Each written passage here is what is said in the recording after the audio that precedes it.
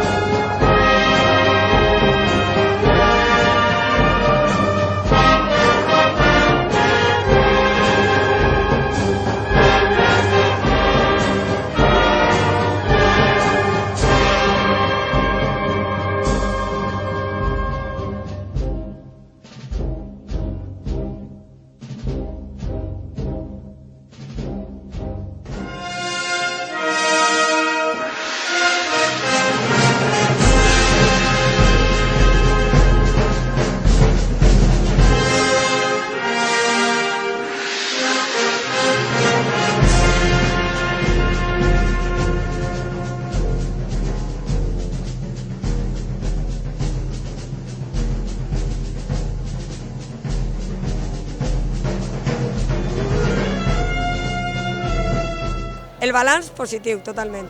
Enguany estàvem un poc preocupats tots per la situació, però la veritat és que l'ingeni i la imaginació del fester ens ha desbordat a tots.